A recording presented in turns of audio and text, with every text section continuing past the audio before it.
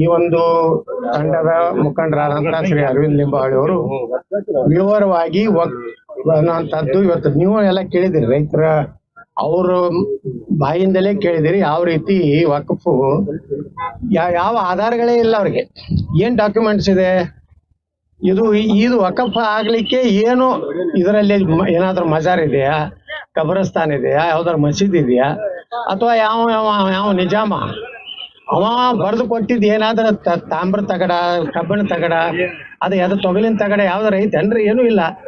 ಅಂದ್ರೆ ಉದ್ದೇಶಪೂರ್ವಕವಾಗಿ ರೈತರ ಜಮೀನನ್ನ ಕಬಳಿಸುವಂತ ವ್ಯವಸ್ಥಿತವಾಗಿ ಈ ಒಂದು ವಕಫ್ ಬೋರ್ಡ್ ಏನಿದೆ, ವಕಫ್ ಟ್ರಿಬ್ಯುನಲ್ ಏನಿದೆ, ನಮ್ಮ ಬೇಡಿಕೆ ಇರುವುದೇ ವಕಫ್ ಟ್ರಿಬ್ಯುನಲ್ ರದ್ದಾಗಬೇಕು. ಯಾವುದೇ ರೈತ ತನ್ನ ಜಮೀನಾಗಲಿ, ಸರ್ಕಾರಿ ಜಮೀನಾಗಲಿ, ಮಠ ಮಂದಿರದಾಗಲಿ, ಅವರು ಅಲ್ಲಿನ ಅಸಿಸ್ಟೆಂಟ್ ಕಮಿಷನರು, DC ಅವರು, ಅಲ್ಲಿ ನ್ಯಾಯಾಲಯಗಳು ಮತ್ತು ಹೈಕೋರ್ಟ್, ಸುಪ್ರೀಂ ಕೋರ್ಟ್ಗೆ ಹೋಗ್ಬೇಕು ವಿನಃ ಈ ವಕಫ್ ಟ್ರಿಬ್ಯುನಲ್ಗೆ ಹೋಗಬಾರ್ದು ಅನ್ನೋದೇ ನಮ್ಮ ಮೂಲ ಉದ್ದೇಶ. ಈಗಾಗಲೇ ಪ್ರಧಾನಮಂತ್ರಿಗಳು ಈ ವಕಫ್ ತಿದ್ದುಪಡಿಯನ್ನ ತಂದಿದ್ದಾರೆ ಹೋದ ಪಾರ್ಲಿಮೆಂಟ್ನಲ್ಲಿ.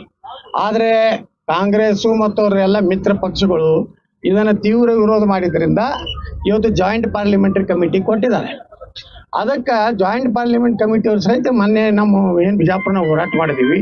ಅಲ್ಲಿ ಸುಮಾರು 16,000 ಎಕರೆ ವಕಫ್ ಅಷ್ಟೇ ಅಲ್ಲ, ಇನ್ನೂ ಒಂದು ಬಹಳ ಆತಂಕಕಾರಿ ವಿಷಯ ಹೇಳ್ತೀನಿ ನಾನು. ಏನು 8 2B ವಕಫ್ ಅಂತೇಳಿ ಒಂದು ಕಾಲಂ ಮಾಡ್ಯಾರ ಅವರು. ಮುಂದೆ ಭವಿಷ್ಯದಲ್ಲಿ ವಕಫ್ ಆಗುವಂತದ್ದು ಒಂದು ಲಿಸ್ಟ್ ಮಾಡ್ಯಾರ. ಅದು ಒಂದು 5-6 ಸಾವಿರ ಎಕರೆ ಮಾಡಿದ್ದಾರೆ ಬಿಜಾಪುರ ಜಿಲ್ಲೆಯಲ್ಲಿ. ಅಂದ್ರೆ ಎಲ್ಲಾ ಕಡೆ DC ಕಚೇರಿಯಲ್ಲಿ ಮುಂದೆ ಆಗುವಂತದನ್ನು ಒಂದು ಪ್ಲಾನ್ ಮಾಡಿ ಇಟ್ಟಿದ್ದಾರೆ.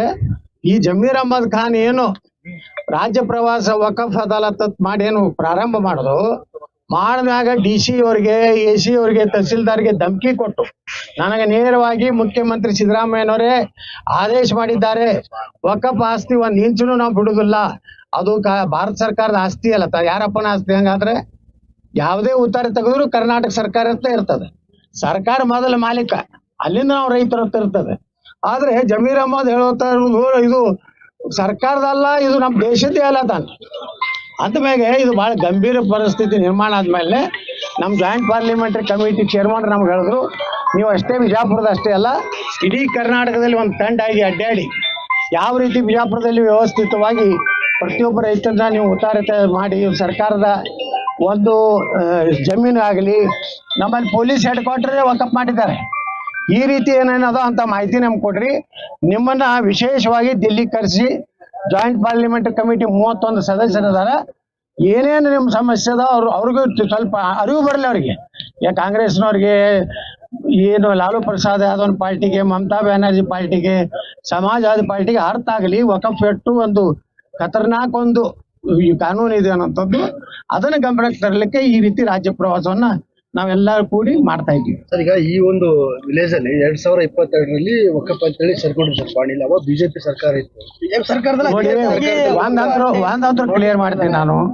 ಅದು ಯಡಿಯೂರಪ್ಪನವ್ರ ಸರ್ಕಾರ ಇರಲಿ, ಬೊಮ್ಮಾಯಿಯವ್ರ ಸರ್ಕಾರ ಇರಲಿ, ಜಗದೀಶ್ ಶೆಟ್ಟರ್ ಸರ್ಕಾರ ಇರಲಿ, ಸದಾನಂದ ಗೌಡ್ರ ಸರ್ಕಾರ ಇರಲಿ, ಅದನ್ನ ಸಮರ್ಥನೆ ಮಾಡ್ಕೊಳಕ್ಕೆ ನಾವು ಬಂದಿಲ್ಲ. ಯಾರಿಗೆ ಅನ್ಯಾಯ ಆಗಿದೆ, ಅನ್ಯಾಯ ಆಗಿದೆ. ಯಾವ ಸರ್ಕಾರ ಇದ್ರು ಅನ್ಯಾಯ ಆಗಿದೆ.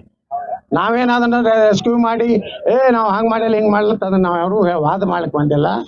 ನಾವು ಒಟ್ಟಾರೆ ಇವತ್ತು ನಮ್ಮ ಹೋರಾಟ, ಪ್ರಧಾನಮಂತ್ರಿಗಳ ಸತತ ಪತ್ರ, ನಾವು ವಿಧಾನಸಭೆಯಲ್ಲಿನೂ ನಾವು ವಕಫ್ ಬಗ್ಗೆ ಮಾತಾಡಿದ ಮೇಲೆ ನಮ್ಮ ಕೇಂದ್ರ ಸರ್ಕಾರ, ನಮ್ಮ ಪ್ರಧಾನಮಂತ್ರಿಗಳು ವಿಶೇಷವಾಗಿ ಇವತ್ತು ಒಂದು ಪ್ರಯತ್ನ ಪ್ರಾರಂಭ ಮಾಡಿದ್ದಾರೆ.